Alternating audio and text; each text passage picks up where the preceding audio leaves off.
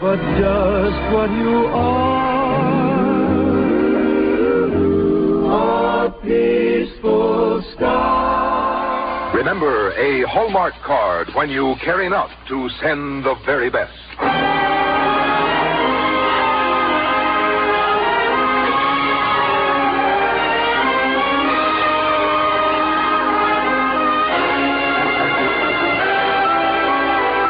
Tonight from Hollywood, the makers of Hallmark greeting cards bring you Lew Ayres in The Story of Johnny Appleseed, adapted from Newell Dwight Hillis's The Quest of John Chapman on the Hallmark Playhouse.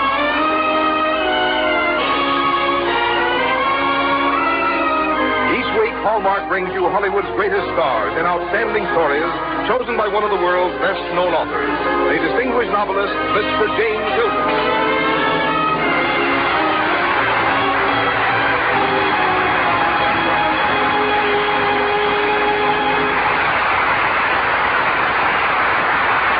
Good evening, ladies and gentlemen. This is James Hilton. Tonight on our Hallmark Playhouse, we tell you one of the warm and winsome legends of America, the story of Johnny Appleseed, based on a book called The Quest of John Chapman by Newell Dwight Hillis.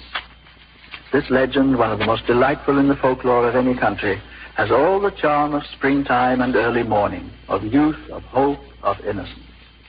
Happy indeed is the country whose past, only a few generations old, contains such dreams as this. Happy, that is, if enough of these dreams survive and are still part of our tradition. I believe they are. To play the part of Johnny Appleseed, we have called upon an actor whose ability and integrity are worthy of the part, Lew Ayres. And now a word about Hallmark cards from Frank Goss before we begin the first act of Johnny Appleseed. When you're looking for a way to say something to someone you care for, look for a Hallmark card and you'll find the right words. Because Hallmark cards are designed to say what you want to say, the way you want to say it, and in the good taste you demand of anything that bears your personal signature. That's why Hallmark on the back of a greeting card has come to mean you cared enough to send the very best. And now, Hallmark Playhouse, presenting Johnny Appleseed, starring Lew Ayres.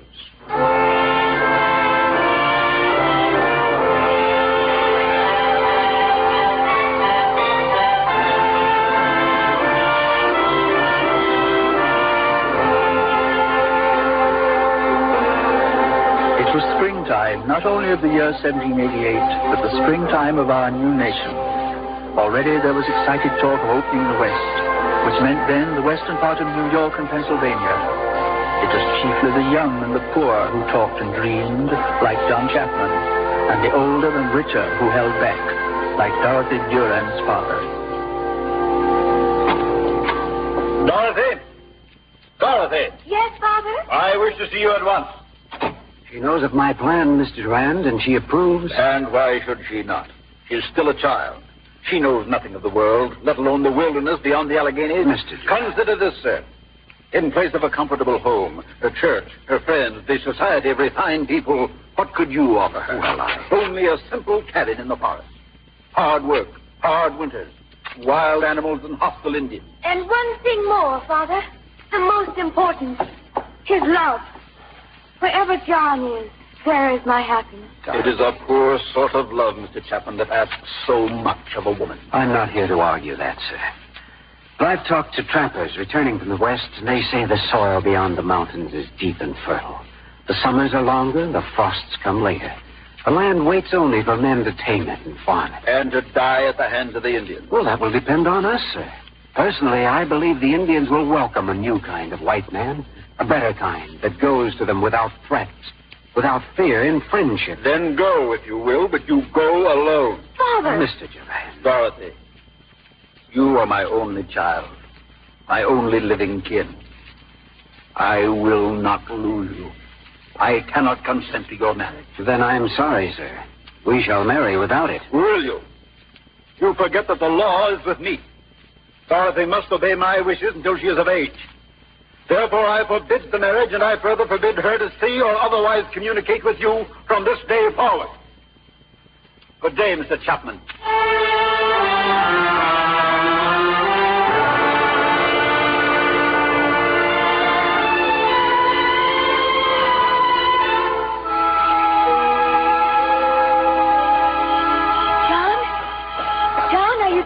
darling, behind the tree. I don't dare stay, dear. I think Father saw me reading your note. I had to say goodbye, Dorothy. John, in another year I'll be of age. I can marry as I wish. You still want me? You know I'll always want you. And I'll be waiting. And I'll be back. The expedition leaves the day after tomorrow. Within 2 months, we should be on the banks of the Ohio. I'll find a good site for the farm, build a cabin, and this time next year, your home will be waiting for you. John? Yes? I'm afraid. A whole year and so many dangers. If anything should happen to you. Dorothy, remember when we were children and I used to climb this old tree to get you an apple? You were always so afraid, so sure I was going to fall. But you never did. No. And remember that whenever you begin to worry. And if you should ever doubt my heart, think of the first day I wove these apple blossoms in your hair and what I whispered. I love you, Dorothy. As long as the spring returns. And the flowers bloom and the trees sing with birds, I shall love you. John, now I know what I want to do. I want to help you build our home. But, darling. Yes. I can, even though we're far apart. Tomorrow night, John, come back to this spot. You'll find a sack of seeds. Plant them. I want apple trees on our farm. Trees that will grow big for our sons to climb. And with clouds of white blossoms for our daughters.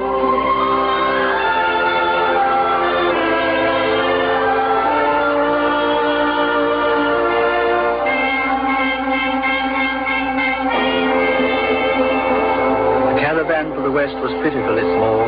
A dozen young veterans of the Revolution, several hunters in buckskin coats, a few hardy women traveling with their husbands in the slow-moving ox-drawn Conestoga wagons. This was the company which John Chapman joined with all his earthly possessions.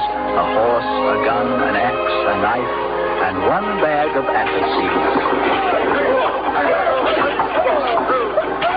On and on, weary days and restless nights around the campfire. And always with unseen eyes watching, the guardians of the forest, both animal and human. Hey, PK, what are we stopping for? You hear those bird calls in the woods? What about them? They're not birds, my friend. They are Indians. Why they attack before they attack us?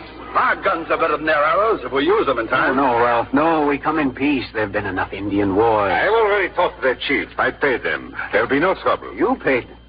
PK, how did you pay them? Well, I don't see that it matters. I know how you paid them. With guns and rum. Well, was it not a cheap price? For guns and rum, the redskin will sell his soul. If a savage has a soul. Fool. You haven't bought peace. You've sold our scalps.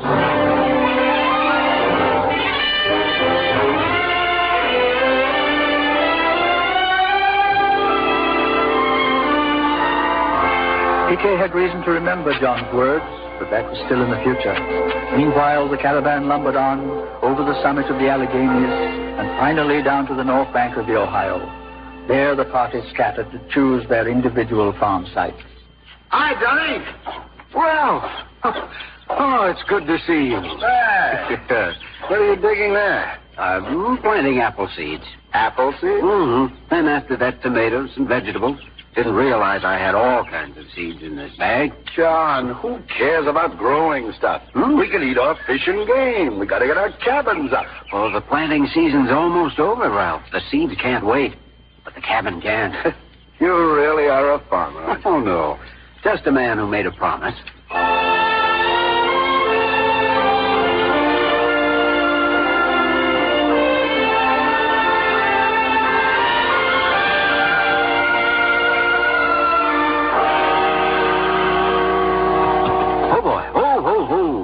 The saddle pack is heavy, but we've got a long way to go. John, for the last time, you can't go back over those mountains before May. But there'll be still snow on the ground. Oh, I'll get through, Ralph. Anyway, there's nothing to keep me here now. The cabin is up, the garden will be sprouting, and besides, by May, I've got to be home. I've got a birthday to celebrate, and a girl to marry.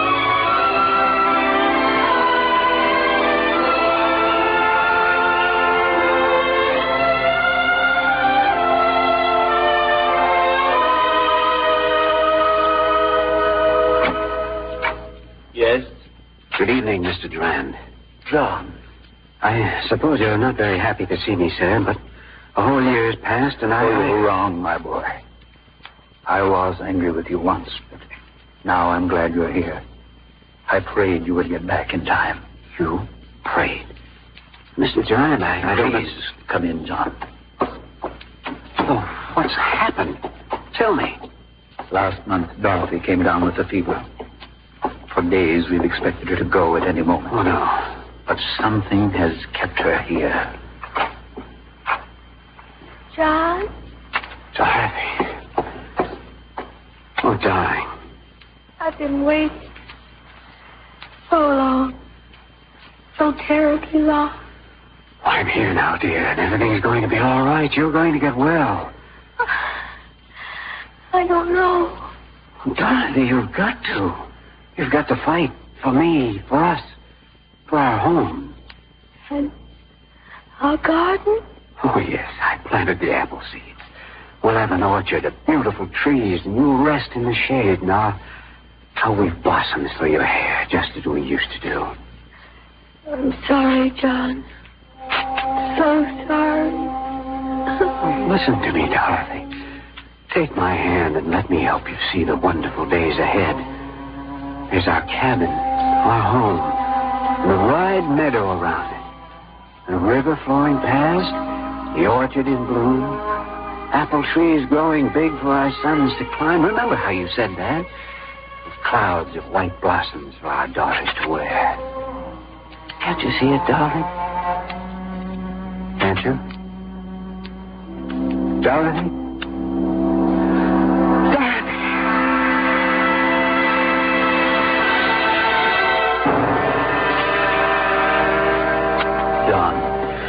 You can stay here with me for as long as you want. Thank you, Mr. Durand. For a few days, perhaps. And then? Oh, I'm going back. To the west. Oh, yes. Dorothy believed in my dream. She'd never want sorrow to destroy it. I've got to go back. But you'll be all alone. Oh, no, sir, never. Dorothy's still with me, just as she was when I first saw the banks of the Ohio. When I planted her apple seeds and built our cabin. Still our home. Dorothy is still part of it. And she's part of me. As long as the spring returns, flowers bloom, the trees sing with birds. I love you, Dorothy.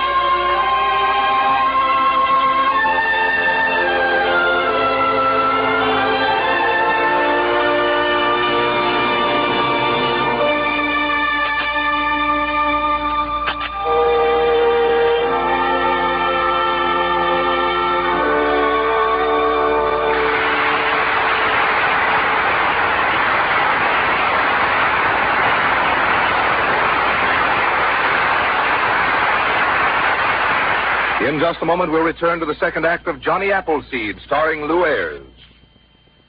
You know, when you stop to think about it, a greeting card is a pretty wonderful thing, for it can carry your very thoughts, your feelings to others better than you might be able to express them yourself. The unusual fact about a greeting card is that you never buy it for yourself. You always buy it to send to someone else. This is why the makers of Hallmark cards consider the message on every greeting card so very important. They are aware there is no magic like the magic of the right words to reach the heart of others. What power a thoughtful expression of your feeling will have to deepen the affection of those you care for, to heighten their happiness on festive occasions, to comfort them in sorrow, to strengthen ties of friendship. And what power words have to make new friends. And because of the almost endless variety and the great care given to the wording of every card, you'll find a Hallmark card that seems to have been written especially for you. The words so accurately and beautifully express your feelings. And every Hallmark card will speak also of your own good taste by its perfection in every detail of color and design and craftsmanship. That's why I'm sure if you were to ask any group of friends what name they think of in greeting cards when they want to send the very best, they will quickly answer Hallmark cards. So it's easy to remember, it would be difficult to forget. To look for the hallmark on the back of every card you choose, because you care enough to send the very best. Now back to James Hilton and the second act of Johnny Appleseed, starring Lou Ayres.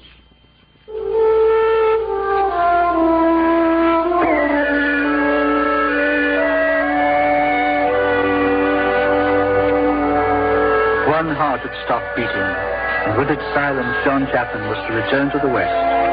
On the day of his setting out, he chanced to meet a friend of happier times, a man now broken in body and spirit. John, you told that fellow Piquet what would happen with his guns and rum. It did. Good Lord, Ralph. The Indians killed everyone in our company except Piquet. All the cabins burned to the ground, everything gone. Except your garden. Eating your vegetables was all that kept me alive until the trappers found me. My garden. Tell me, what about the apple trees? Well, I saw some rows of green shoots coming up. I guess those were your trees. The Redskins didn't bother them. They wanted scalps. Mm-hmm. Well, Ralph, I'm going back. Where? To the Ohio. But your cabin's gone. John, pioneering ain't for us. It's for fools and saints. And for those who will come after us? But they won't have any more chance than we did. Good farmland, yes. But I know, but we never got a chance to improve it. But suppose the next settlers find their gardens waiting for them. Fruits and vegetables, and apple orchards. But who would do such a thing? I'm going to. John, you wouldn't be crazy enough. Why not? Boy, why should you waste your time, your youth? How can you make a living planning for people you'll never see? You've got to think about the future. Ralph, the people I'll never see are the future.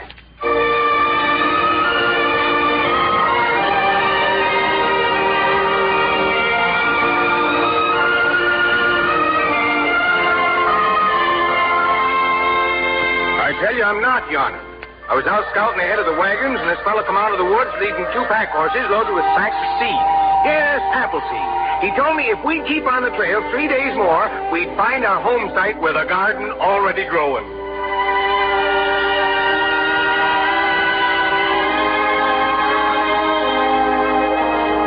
Johnny Appleseed? Yes, I know who you mean. He was a friend of mine. Got a letter from him a couple of years back. Still planting seeds out in the wilderness. Must be an awful lonely life.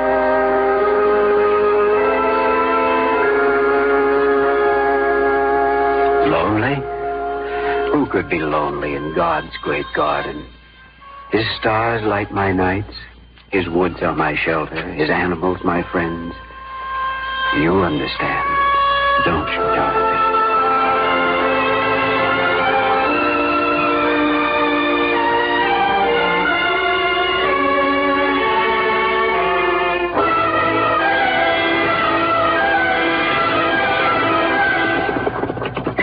Head for the river. But why, friend? Indians, they're coming down the road to village.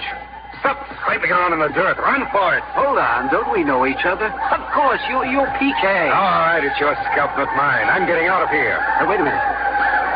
Look toward the river, the woods. Too late now, Piquet. Too late.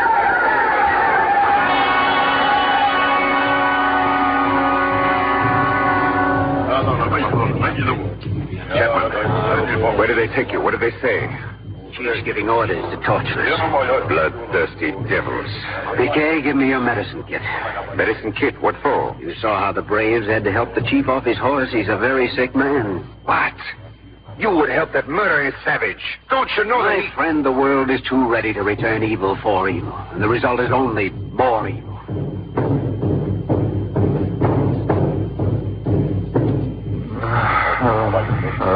Getting worse. The fever has to go up before it will come down. What does it matter? If he gets better, they'll kill us. If he dies, they'll kill us. They don't have much longer to wait. He's unconscious. No. No, he's sleeping. The fever is broken.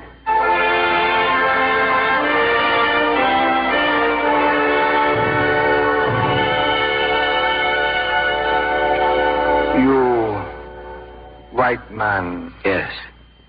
Chief, well, make white man present. No. White man only wants your promise. You will not make raid on white man's friends. My friends come in peace. Indians must go in peace.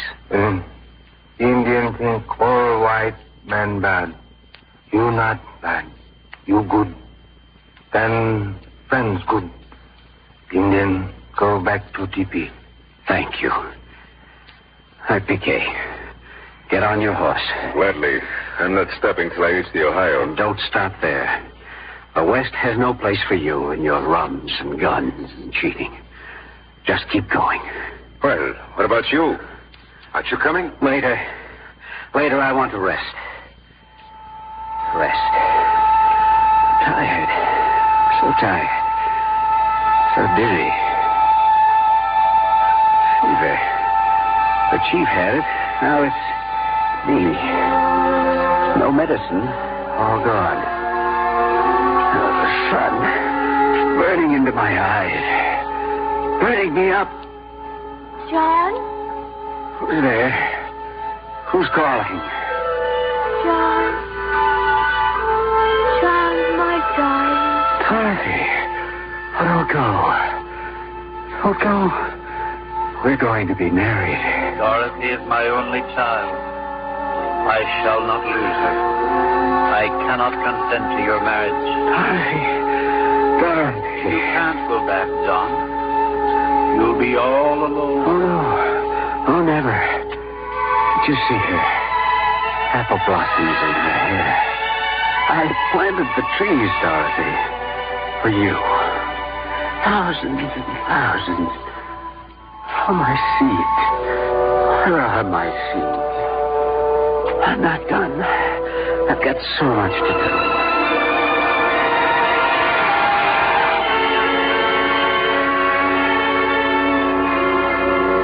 3 years passed before John Chapman's feverish mind cleared, but still he planted seeds. In the green glades along the Potomac, along the Susquehanna to the meadows beside the Monongahela, following the winding Ohio and the Tuscarawas and the Wabash, and back down the lovely valley of the Shenandoah and across to the mighty Mississippi. America was his garden. And though some laughed at the shabby-looking fellow who wandered from village to village talking to himself, more, so very many more, welcomed him into their homes and their hearts. He was no longer John Chapman. He was their Uncle Johnny Appleseed.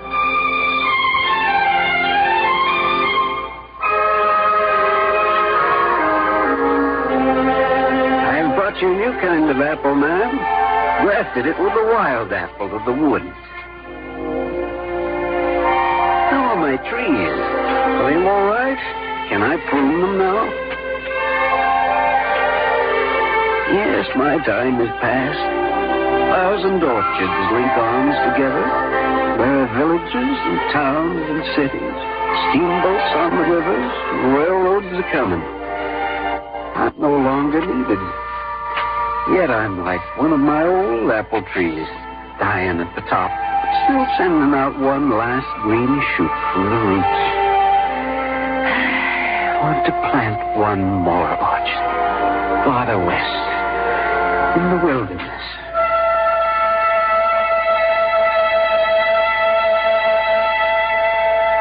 It was indeed Johnny Appleseed's last orchard. Spring had come again, and the brave old pioneer was resting against the trunk of one of his beloved apple trees. Hello. Are you asleep? Sir. Huh? Oh, just thinking, son. Thinking. Oh. Where am I? On our farm. Our house is over that hill. My name is Stephen. Stephen. Oh, that's a good name. What's the matter with your leg? Oh, nothing really matters. But you keep rubbing it. Does it hurt? Not much. You see, I found a little fox in the forest. He was caught, trapped. A fox? Aren't you afraid of him? Oh, no. You're never afraid of people you love, son. The animals are all part of my people. Then you let him go? Yes, but there's another trap, bigger one for bears. I didn't see it. Not in time. Tell me, Stephen, did you ever hear of Johnny Appleseed? Oh, yes, sir. My father says he planted this orchard. My father says that's where we settled here, but the kids all say it's just a story. There never was a Johnny Appleseed. No Johnny Appleseed? I guess they're right. People like him couldn't ever be real. Did you see him, Dorothy? He could have been our own son. Again, dear. Trees, they're white clouds that blooms. Their blossoms are falling down over me as far as I can see. For hundreds of miles I'll never see again. They stretch on and on. The Winesap, the Jonathan, Pippin, Northern Spy, even the Spitzenberg. Oh, dear Lord, let the winds blow softly through them. Shield them from storm and pestilence. Fill them with the songs of birds. And let boys and girls gather around them in peace and in love. John. John, I've been waiting so long. So terribly long. Oh, and I, Dorothy. And I.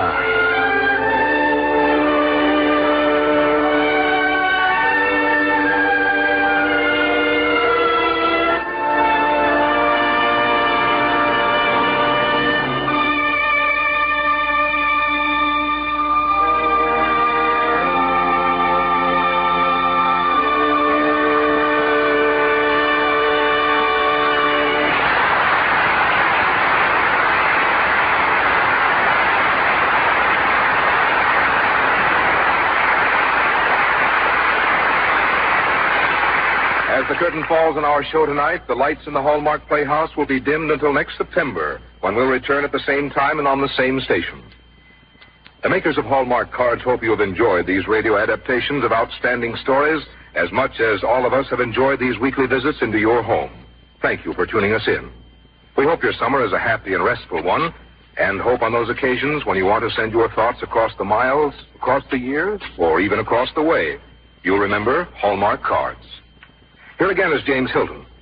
It was a pleasure to have you back with us, Lou. Your performance was delightful as usual. Well, thank you, Jimmy. It's always nice to hear, of course. I felt singularly honored to be invited to appear on Hallmark Playhouse in the last story of the season. Sort of like the old friend who stays to help wash the dishes. Oh, come now, Lou. We'd never ask you to wash any dishes. But since you're here, and in view of your reputation as an amateur meteorologist, you might give us a long-range forecast on the weather this summer. Okay, I'll predict a summer of blue skies and sunshine. Especially if, like Johnny Appleseed, we plant the seeds of kindness wherever we go. That's a fine thought, Lou, and right in keeping with the ideals of Hallmark Playhouse. Well, Hallmark cards are a big help when it comes to expressing kind thoughts, Jimmy. So you have a worthwhile ideal. We feel that, too, and thank you for being with us tonight, Lou. And now, since the Hallmark Playhouse is going off the air for the summer months, I'd like to say thanks to all our audiences for their warm appreciation and the help they've given us by so many letters and good wishes. Speaking for all of us Hallmark players, I can truly say what a happy show it has been and how much we're indebted to our orchestra, our writers, our soundmen and technicians, all of them such fine and friendly workers. Thanks also to Bill Gay, who produces and directs our show, to Lynn Murray, who composes and conducts our music, and to Leonard St. Clair, who adapted the script tonight. So until we meet again, this is James Hilton saying good night, and may the summertime be happy for us all.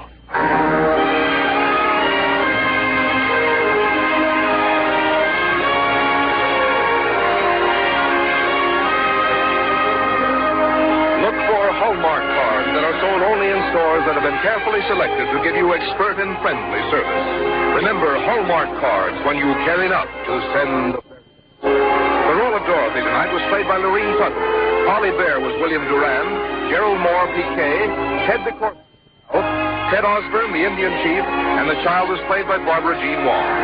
This is Frank Goss saying goodbye to you all for the summer holidays until we see you again next fall on the Hallmark Playhouse. This is CBS, the Columbia Broadcasting System.